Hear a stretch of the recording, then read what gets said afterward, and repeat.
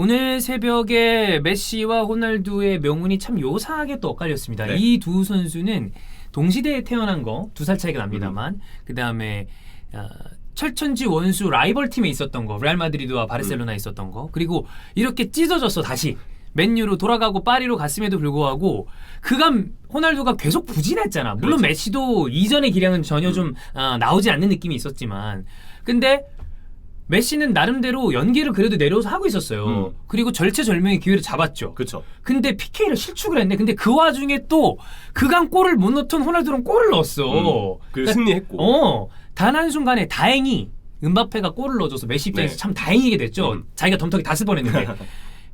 이 둘은 참 운명적인 존재인가 보다. 네. 이게 아까 라이브 끝난 다음에 후토크를 하는데 경기 얘기가 아니야. 다 호날두 메시 얘기하고 있었어. 역시 다 매호죠. 그러니까. 같은 시간에 다 대회는 달랐지만 이렇게 또 명운이 엇갈리는 그런 어떤 상황이 나왔다는 점에서 참 앞으로도 얘기거리를 많이 남길 수 있는 선수 객건이 쉽지만 나이를 보면 앞으로 남은 이야기가 얼마 남지 않는 것 같아요. 아주 길어봐야 한 2년 3년 아니겠어요. 그렇죠. 그리고 참 운명이 얄궂게도 그래. 포르투갈은 지금 월드컵 본선 진출의 가능성이 굉장히 이제 좀 어떤 아주 어려워졌죠. 힘들어진 상황이죠. 왜냐면 유로 챔피언 이탈리아를 그래, 어려워졌어. 만날 가능성이 크기 때문에 그런 부분들 때문에 지금 좀 그래. 불안함이 있고 반대로 의외로 네. 스칼로니의 아르헨티나가 굉장히 인상적이기 때문에 물론 이 아르헨티나가 월드컵에서 어느 정도 영향력을 보여줄지 모르겠지만 나는 생각 외에 커리어 마지막에 대표팀에서 오히려 일단 코파 들었단 말이야. 근데 아르헨티나가 단단해요. 단단하죠. 기세도 좋잖아요. 혹시 저는- 메시 월드컵 먹죠? 그러면 원래도 지금 올타임 넘버 3라고 얘기 3명 안에 들어간다는 네. 선수인데 이게 위로 갈 될 수 수도 있어. 정말. 월드컵에 든다. 월드컵에 이게 달라집니다. 월드컵 비중이 크지 않습니다. 그치. 근데 메시의 지금 아르헨티나의 기세를 보면 좀 코파 우승할 때부터 분위기라는 게 있기 때문에 아주 좋긴 해요. 네, 팀의 밸런스도 그치. 그렇고 저는 많이 좀 기대가 되고 있는 상황이에요. 근데 참 얄궂게도 우리의 바람은 그냥 이탈리아, 포르투갈 좀 다른 시대에 걸려서 포르투갈에 올라가서 둘 다 올라가서 또 아르헨티나, 포르투갈이 뭐 네, 이렇게 또 그렇게 되길 만나고 바라는 그러면 또 마지막 월드컵 이거는 더 이상 못할 거야 둘 다. 그럴 것 같아요. 월드컵에서 또 볼 수 있는 재미가 있을 텐데 이제 정말 매호 대전의 어떤 그 시간이 얼마 남지 않았다. 그렇죠. 네. 그런 어떤 생각이 좀 듭니다. 네.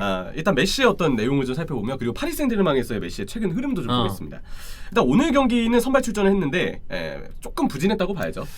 이게 이 선수가 네. 이 경기를 놓고 잘했다고 얘기하는 거는 저는 틀리다고 보고 아주 못했냐? 그건 아닙니다. 맞아요. 근데 PK를 놓쳤기 때문에 이거는 뭐 그 전에 조금 잘했다 애매하다 이런 얘기 할 거 없이 경기를 망치는 주범이 될 뻔했어. 근데 은바페 때문에 그래도 그거는 상처가 됐습니다. 그리고 요즘 리그에서 보여줬던 폼보다는 조금 부진한 게 사실이에요. 맞아요. 왜냐면 요즘 보여줬던 폼이랑 비교를 해야 되는데 올라오고 있었고 스탯이랑 괜찮았거든요. 별개로 괜찮아지고 있었어요. 네, 근데 오늘 경기는 이렇게 올라가다가 조금은 떨어졌다. 어. 이렇게 보는 게 맞는 것 같아요. 그렇기 때문에 조금 부진했다는 표현이 가능할 것 같고 패스미스가 좀 보였고 네. 드리블을 통한 볼 간수를 통한 영향력도 좀 애매함이 있었습니다. 그렇기 때문에 메시의 영향력이 좀 적었고 무엇보다 쿠르투아 골키퍼에게 방향이 읽혀서 페널티를 실축했던 그 상황도 뼈아팠었죠. 야, 그렇다면 미친놈이더라 진짜. 네. 마지막에 먹힌 거 그거는 약간의 그 바운드와 굴절 비스무리하게 되면서 근데 그게 뭐 안 됐다 하더라도 은바페가 워낙 잘 그 찼으니까. 은바페가 또 선호하는 그 각도에서의 슈팅이었죠. 근데 그 전에 은바페 2개 막은 거는 그건 애지간한 키퍼는 그냥 먹히는 거예요. 네, 괜히 지금 쿠르투아가 최고의 골키퍼가 아니다. 피오네에서도 최고 골키퍼 아닙니까? 그렇죠. 피오는 쿠르토랑 이범영.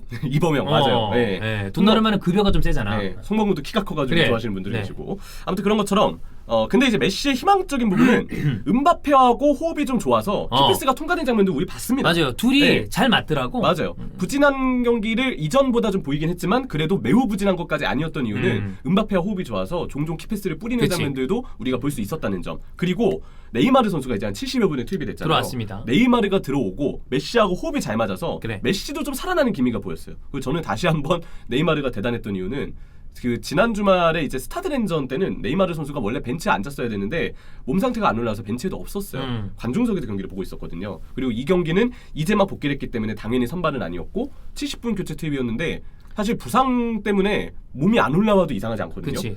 그게 맞아요, 사실. 근데 뭘 보통 들어오자마자 하는 거 봤나요? 봤죠. 그 가운데를 밀고 들어가서 파울 얻어내는 거?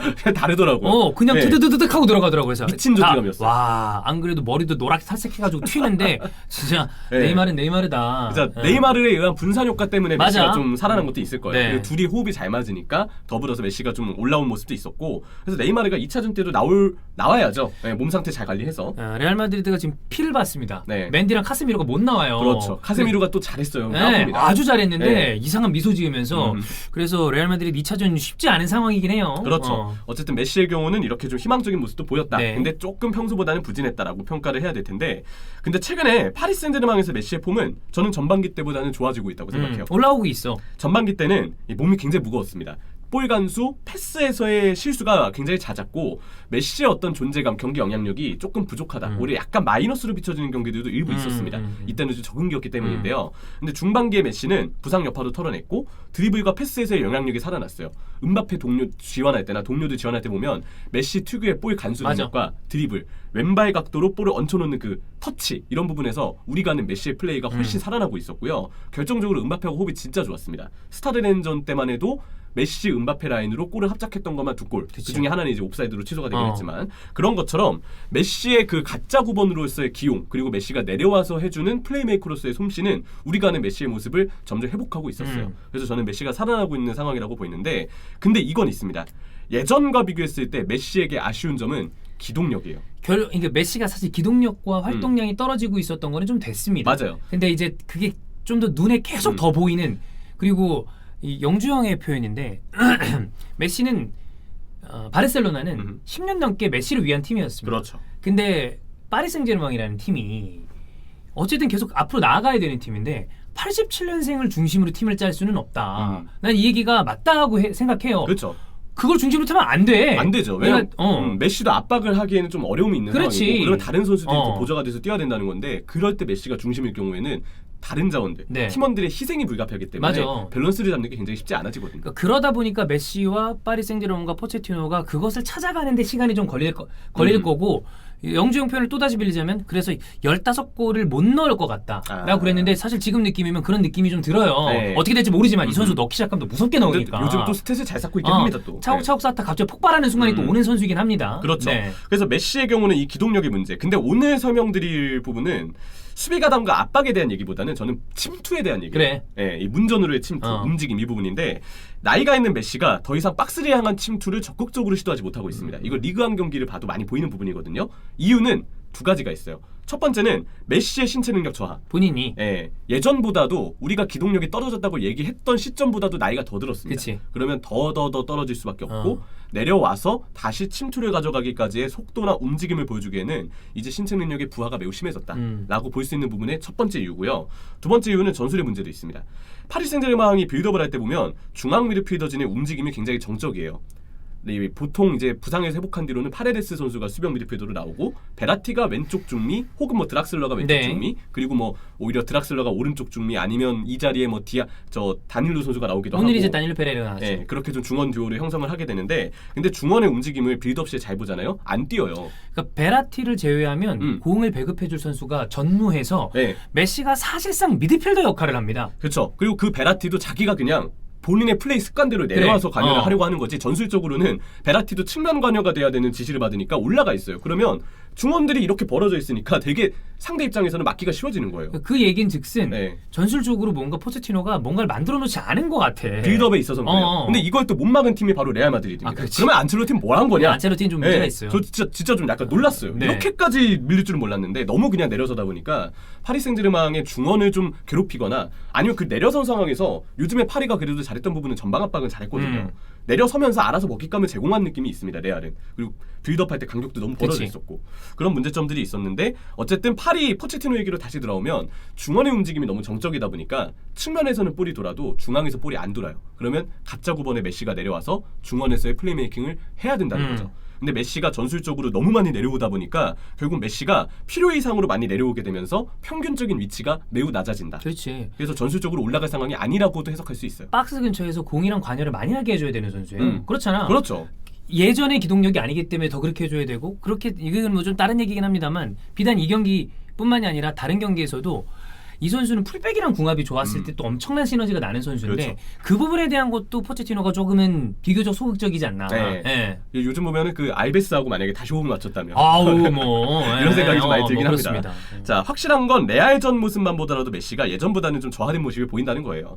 자, 레알 마드리드전 침묵을 좀 이어가고 있는데 메시의 레알전 통산 기록은 트랜스마크트 기준으로 46경기 26골 14개 도움이었어요. 네. 근데 메시가 호날두가 떠난 2017-18 시즌 레알 마드리드전 이후로 2018-19 시즌부터는 공격 포인트가 없어요. 경기 수로는 벌써 8경기째입니다. 호날두가 떠나자마자 레알 상대로 침묵하는 메시. 참. 톰과 제리 같아. 아, 그러네요 또. 누가 그렇게 막 죽고 못 살고 쫓아다니다가 누구 하나 없어지면 되게 쓸쓸해한다라는 네. 그게 정식판인지 뭔지 모르겠지만 그 에피소드가 있어요. 네, 정식판이 아닌 걸로 알고 있어요. 뭐 하나가 네. 뭔진 모르겠는데 근데 거기에 사람들이 공감했거든. 그렇죠. 막 철천지 원수 같고 이런데 하나 없어지면 이 사람이 갑자기 늙는다잖아. 네. 그 사람 때문에 같이 젊음을 유지하고 있었던 것처럼. 그렇죠. 네. 그거 정식판인가 아닌가 나도 잘 모르겠어. 긴가민가. 근데 나 그 뭔가를 본 것 같거든. 근데 진짜 톰과 제리, 사실 톰과 제리의 등장인물 중에 그 강아지 있잖아요. 게이지. 강아지보다 개죠. 불독. 걔 이름이 스파이크라고 알고 있어요. 근데 걔가 만약에 제리가 없어요. 그럼 톰과 스파이크만으로 만화가 다시 구성될 수 있을까? 그렇지 않죠. 그래. 그런 것처럼 약간 서로의 라이벌의 존재가 한 명 사라지면서 맞아. 메시로 이상하게 지금 레알전에는 서로, 힘을 못 내고 있습니다. 페이스메이커라는 게 괜히 있는 게 아니니까. 네. 근데 참 같은 날 공교롭게도 호날두 선수는 맨유에서 골을 넣었는데요. 메시가 레알전에 부진한 동안 같은 시각에 호날두는 잘했습니다. 포터 감독의 극찬을 이끌 만큼 환상적인 슈팅으로 어마어마한 득점이에요. 네, 골을 기록했고요. 근데 그 이전까지 호날두도 그러니까 6경기 무득점이었다는 걸 잊어서는 안 됩니다. 그러니까 결국에 이 둘이 누가 올라왔고 누가 무득점이고 오늘은 뭐 실축했고 넣고 이런 거를 떠나서 둘이 이제 많이 늙었다. 네. 여전히 가지고 있을 그 신의 능력을 구현하기에는 육체가 늙고 있는 거야. 그렇죠. 이 두 선수에 대한 어떤 추억을 좀 많이 할 수 있는 게 또 제가 지금 제 혼자 그 10년이 다 돼가네요. 10년 전에 썼던 책 축구에 관한 네. 뭐 라이벌이라는 그 책의 표지가 제가 일부러 그 메시하고 호날두를 골랐어요. 그림은 이제 작가분이 그려주신 네. 거지만 그때 그런 사진처럼 둘이 이렇게 나란히 찍힌 사진들 계속 좀 볼 수 있었으면 좋겠고 그게 또 매우 대전의 묘미인데 나이가 많이 들었습니다. 그래서 지금 보면 호날두도 결정력의 문제, 움직임의 문제, 드리블이나 패스 미스에 대한 어떤 영향력의 문제, 압박에 대한 문제까지. 그리고 호날두는 또 결정적으로 메시보다 2살이 더 많아요. 85. 네, 그리고 메시는 87. 그치. 자, 메시는 나이가 34살이고요. 호날두는 만으로 기준으로 했을 때 지금 2월 5일 생일이 지났습니다. 빠른 그래서 8호야. 37살이에요. 만으로 기준으로 했을 때. 이거 보면 참 나이가 이제 어쩔 두 수 선수에게서 없거든. 많이 느껴진다. 네. 난 그래서 이거 완전 그냥 개소리인데 네. 그 호날두가 유베 떠나서 딴 팀으로 간다 그랬을 때 파리 링크가 몇 줄씩 있었어요. 그렇죠. 마지막에 한 2, 3년을 둘이 같은 팀에 있는 그림을 그리면 어떨까라는 생각을 한 적이 있었어. 그거는 완전 다른 그림이거든. 네, 저는 그 생각도 했어요. 질라탄도 그냥 파리가 다시 데려왔어요. 호질매. 호질매. 그리고 나중에 은퇴 같이 해서 파리 생제르맹 U15팀 코치로 호질매 같이 일하는 거예요. 그런 것도 괜찮은데. 그런 생각도 했는데 네. 뭐 그건 이제 뭐 끝난 얘기고. 네. 여튼 둘이 없어지면 굉장히 허전할 것 같긴 합니다. 네. 그래서 마지막 난 그러니까 지금 사실 매호하면 아직도 싸워 팬들이. 근데 이 사울 날도 그렇게 아니다.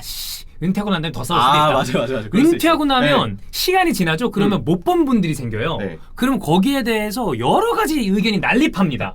그냥 더 싸우겠구나. 근데 잘못 생각했다. 더 싸울 것 같아. 더 싸우겠다. 네. 많이 싸웁시다. 네. 네. 둘이 있을 때 더 싸워.